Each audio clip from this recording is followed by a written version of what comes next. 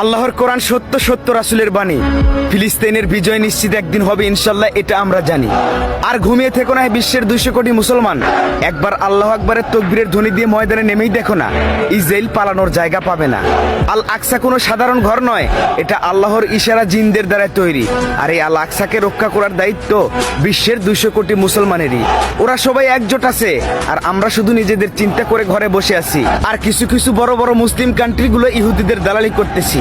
আমরা আর ঘরে বসে থাকবো না, ইসলামের জন্য যুদ্ধ করে জিহাদের ময়দানে জীবন দিতে রাজি আছি।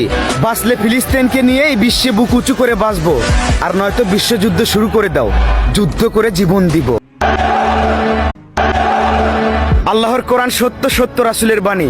ফিলিস্তিনের বিজয় নিশ্চিত একদিন হবে ইনশাল্লাহ, এটা আমরা জানি।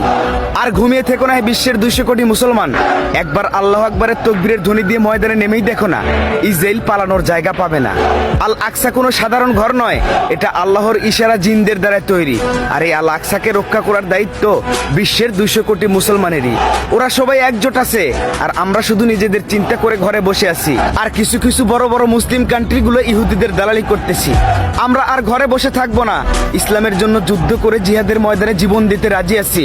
বাঁচলে ফিলিস্তিনকে নিয়ে এই বিশ্বে বুক উঁচু করে বাঁচবো, আর নয়তো বিশ্বযুদ্ধ শুরু করে দাও, যুদ্ধ করে জীবন দিব।